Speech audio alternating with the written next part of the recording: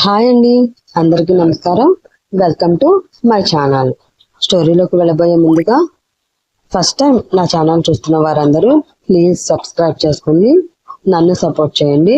అలాగే ప్రేమ బంధం పార్ట్ 5 వినబోయే ముందుగా ప్రీవియస్ పార్ట్స్ వినని వాళ్ళు ఎవరైనా ఉంటే అవి వినండి. అప్పుడే మీకు స్టోరీ బాగా అర్థమవుతుంది. ఇంకా ఈ పార్ట్ లోకి వెళ్ళిపోదామా? మరి ప్రేమ బంధం పార్ట్ 5. కాలేజీకి వచ్చిన శ్రావణితో విశాల్ తన రికార్డ్స్ రాయమని ఇస్తుంటాడు. అలా రికార్డ్స్ ఇస్తున్నప్పుడు కాలిన శ్రావణి చేతులు విశాల్ కి కనిపిస్తాయి. వెంటనే పక్కనే ఉన్న హాస్పిటల్ కి ఆమెను తీసుకుని వెళ్ళి ట్రీట్మెంట్ చేయించి ఇంటికి పంపిస్తాడు విశాల్. ఇంటికి వచ్చిన శ్రావణితో అప్పుడే ఎందుకు వచ్చావు అని, టైం అవ్వలేదు కదా అని అడుగుతుంది నర్మదా. కంప్లీట్ చేయవలసిన రికార్డ్స్ చాలా ఉన్నాయి, అందుకనే త్వరగా వచ్చేసాను అని చెప్తుంది శ్రావణి. చేతికి కట్టు ఎవరు కట్టించారు శ్రావణి అని అడుగుతుంది నర్మదా. విశాల్ అని చెప్తుంది శ్రావణి. దాంతో శ్రావణి గురించి శిశిర చెప్పింది నిజమేమో అన్న అనుమానంతో ఏదో ఆలోచిస్తూ ఉండిపోతుంది నర్మదా. అలా ఆలోచిస్తూ ఉండగా అప్పుడే అక్కడికి వస్తాడు జగన్నాథం. అలా వచ్చిన జగన్నాథం శ్రావణి గురించి అడుగుతూ కన్నీళ్లు పెట్టుకోవడంతో నర్మదకి భయం ఇంకా పెరిగిపోతుంది. జగన్నాథం కన్నీళ్లు పెట్టుకుని శ్రావణికి నొప్పి వస్తుందేమో అనేసరికి ఇప్పటి వరకు ఆలోచించిన ఆలోచనలు ఎక్కడ నిజమైపోతాయేమో అని ఇంకా భయం పెరిగి గందరగోళ పరిస్థితుల్లో పడిపోతుంది నర్మదా. నర్మదా అంటూ గట్టిగా జగన్నాథం పిలవడంతో ఆలోచనలో ఉన్న నర్మదా తేరుకుని జగన్నాథం అడిగిన దానికి ఆన్సర్ చెప్తూ, హా అండి, ఇప్పుడు బాగానే ఉంది, ఆయింట్మెంట్ రాసి కట్టు కట్టాను అని అంటుంది ఆమె. జగన్నాథం కంగారుగా, ఏం పర్వాలేదు కదా, బాగా కాలిందా, హాస్పిటల్కి ఏమన్నా తీసుకువెళదామా అని వస్తున్న కన్నీళ్లను దిగమింగుకుని వణుకుతున్న గొంతుతో అడుగుతాడు. జగన్నాథాన్ని అలా చూసిన నర్మదకి పట్టరానంత కోపం వస్తుంది.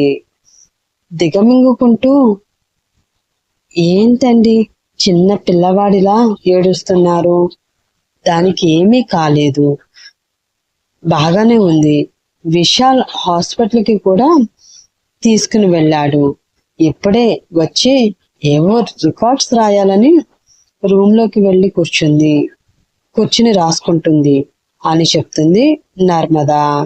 చెయ్యి కాలితే రికార్డ్స్ ఎలా రాస్తుంది, అది రాస్తాను అంటే నువ్వెలా రాయిస్తున్నావు అని కొంచెం కోపంగా అడిగాడు జగన్నాథం.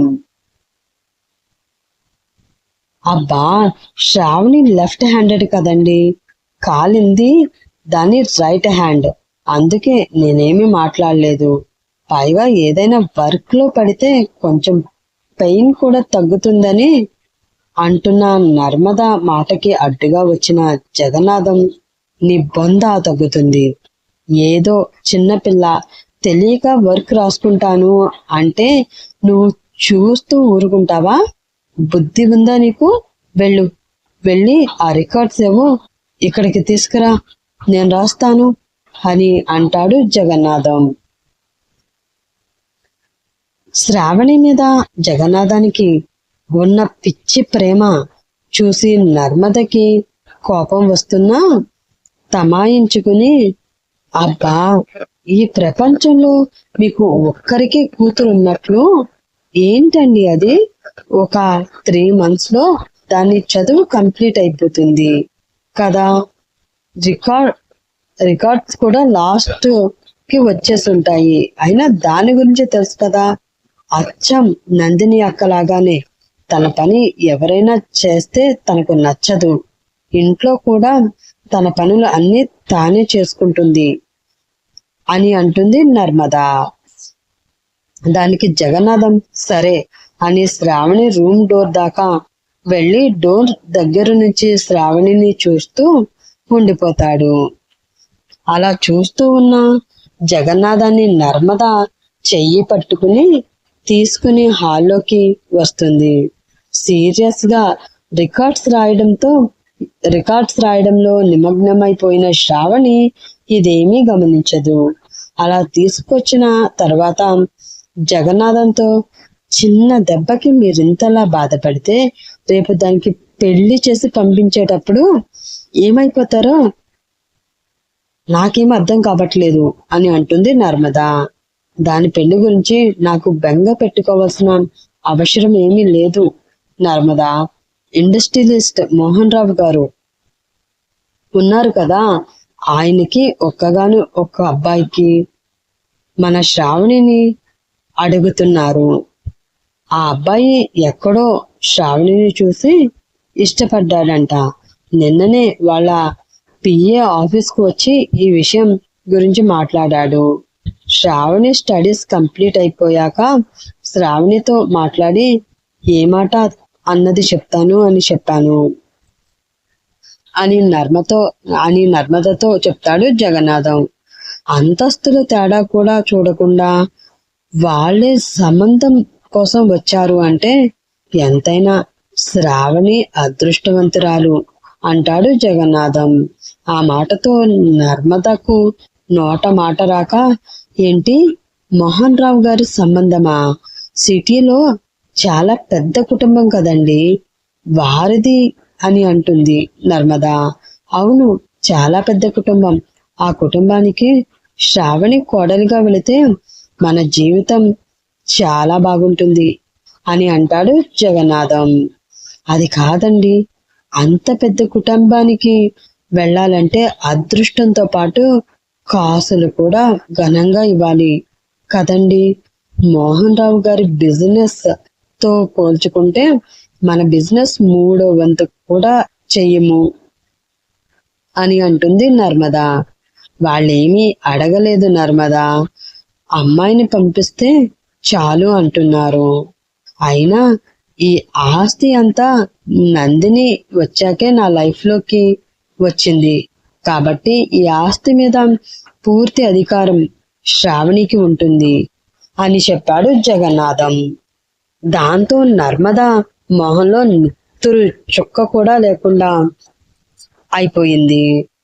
నర్మద ఫేస్ లో ఫీలింగ్స్ గమనించిన జగన్నాథం, నువ్వేమీ కంగారు పడకు నర్మద, శిశిర పేరు మీద కూడా కొన్ని ల్యాండ్స్ ప్రాపర్టీస్ రాసి ఉంచానులే, కానీ శ్రావణికి తినడానికి ఏమైనా పెట్టు, రికార్డ్స్ రాస్తూ అలసిపోయి ఉంటుంది అని చెప్పి తన రూమ్ లోకి వెళ్ళిపోతాడు జగన్నాథం. అలా వెళుతున్న జగన్నాథాన్ని కోపంగా చూస్తూ, ఆస్తి మొత్తం దానికి రాసి ముష్టి మాత్రం నా కూతురికి ఇస్తావా అని కచ్చిగా అనుకుంటుంది నర్మద. చూస్తాను, ఈ పెళ్లి ఎలా జరుగుతుందో నేను చూస్తాను అని అనుకుంటుంది ఆమె. ఈవినింగ్ ఎంతో హుషారుగా కాలేజీ నుంచి ఇంటికి వస్తుంది శిశిర. వచ్చి రావడంతో సోఫాలో దిగులుగా కూర్చున్న నర్మదను చూసి, ఏంటి మమ్మీ, హెల్త్ బాగాలేదా, అంత దిగులుగా కూర్చున్నావు అని అంటుంది. దానికి నర్మద, అదేం లేదు బంగారం, హెల్త్ బాగానే ఉంది, మనసే బాలేదు అని అంటుంది. ఏమైంది మమ్మీ, డాడీ ఏమైనా తిట్టారా అని అడుగుతుంది శిశిర. లేదురా తల్లి, మీ డాడీ ఏమీ అనలేదు అని మధ్యాహ్నం జరిగిందంతా నర్మద శిశిరతో చెప్తుంది. ఆ విషయం వినగానే కోపంతో శిశిర కళ్ళు ఎర్రబడతాయి. ఏంటి మమ్మీ ఇదంతా, డాడీకి శ్రావణి ఒక్కతే కూతురా, నేను కూతుర్ని కదా అని అడుగుతుంది. దానికి నర్మద, అలా ఏం కాదురా, డాడీకి నువ్వన్నా కూడా ఇష్టమే అని అంటుంది. ఎక్కడుంది మమ్మీ ఇష్టం, ఈ ఆస్తి పంపకంలోనే తెలిసిపోతుంది కదా ఆయన గారు ఇష్టం అని నిష్ఠూరంగా అంటుంది శిశిర. అయినా డాడీని కాదు మమ్మీ నిన్ను అనాలి, నీకేం తక్కువని పెళ్ళయి కూతురు ఉన్నవాడిని పెళ్లి చేసుకున్నావు. మీదేమి పూర్ ఫ్యామిలీ అని అనుకోవడానికి కూడా లేదు కదా. తాతయ్య అమ్మమ్మ వాళ్ళకి ఆస్తులు బాగానే ఉన్నాయి కదా. పైగా మగపిల్లలు కూడా లేరు. నువ్వు పెద్దమ్మ ఇద్దరే కదా. మరి ఎందుకు నీకు రెండవ పెళ్లివాడినిచ్చి పెళ్లి చేశారు అని తల్లిని అడుగుతుంది శిశిర. దానికి నర్మద, వాళ్ళు చేయలేదు తల్లి, నేనే మీ నాన్నని ఇష్టపడి పెళ్లి చేసుకున్నాను అని సమాధానం చెప్తుంది. ఆ మాటతో శిశిరకి షాక్ తగినట్లు అయ్యి, వాట్, ఏమంటున్నావు మమ్మీ నువ్వు అని ఆశ్చర్యపోతూ అడిగింది. అవునరా బంగారం, నాకు నందిని అక్క అంటే చాలా ఇష్టం. మేము ఎప్పుడూ ఫ్రెండ్స్ లాగానే ఉండేవాళ్ళం. నందిని అక్క అచ్చం శ్రావణి లాగానే ఉంటుంది. చాలా తెలివైంది.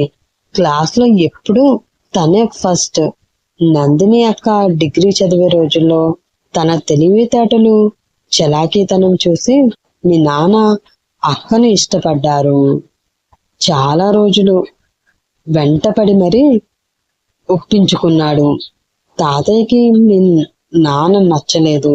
కారణం, మీ నాన్న చాలా పేదవాడు. పెళ్లికి ససేమెర ఒప్పుకోలేదు తాతయ్య. దానితో నందిని అక్క ఇంట్లో నుండి వెళ్ళిపోయి మీ నాన్నని పెళ్లి చేసుకుంది. పెళ్ళైతే చేసుకున్నారు, కానీ తర్వాత చాలా కష్టపడ్డారు. మీ నాన్న అక్క కష్టపడుతుంటే చూడలేకపోయేవాడు. ఎలాగైనా అక్కకి మంచి లైఫ్ ఇవ్వాలని రాత్రి పగలు తేడా లేకుండా చాలా కష్టపడ్డాడు. అప్పుడే శ్రావణి కడుపులో పడింది. మీ నాన్నకి బిజినెస్ లో కలిసి రావడం స్టార్ట్ అయ్యింది. కొత్త ప్రాజెక్టులు ఎన్నో వస్తూ ఉండడంతో బిజినెస్ ని డెవలప్ చేసే పనిలో బిజీగా ఉండేవాడు మీ నాన్న. దాంతో అక్కని పెద్ద పట్టించుకునేవాడు కాదు. అదే సమయంలో అక్క హెల్త్ బాగా పాడయింది. ప్రెగ్నెంట్ కావడంతో ఎవరు పట్టించుకునే వారు లేకపోవడంతో టైంకి తినక చాలా నీరసపడిపోయింది. బిజినెస్ లో మీ డాడీ సాధించిన విజయం చూసి మీ నాన్న పట్టుదలకి తాతయ్య గుండె కరిగింది. అప్పటికే అమ్మమ్మ అక్క మీద బెంగ పెట్టుకోవడంతో మీ తాతయ్య స్వయంగా వెళ్ళి అక్కను మీ నాన్నని ఇంటికి తీసుకువచ్చారు. అప్పటి నుంచి చాలా సంతోషంగా ఉన్నాం మేము. ఆ తర్వాత రోజే అక్కకు నొప్పులు రావడంతో హాస్పిటల్లో జాయిన్ చేశాము. శ్రావణి పుట్టింది. అందరూ చాలా సంతోషించారు. మా ఇంట్లో పుట్టిన మొదటి వారసురాలు అని అందరూ చాలా ముద్దుగా చూసుకునేవారు తనని. శ్రావణి అక్క దగ్గర కన్నా నా దగ్గరే ఎక్కువగా ఉండేది. శ్రావణి అంటే అక్కకి ప్రాణం. మేము అందరం తోడుగా ఉండడంతో మీ నాన్నగా పూర్తిగా బిజినెస్ పైనే దృష్టి పెట్టి సక్సెస్ అయ్యారు. శ్రావణికి వచ్చిన సంబంధాన్ని నర్మద చెడగొడుతుందా?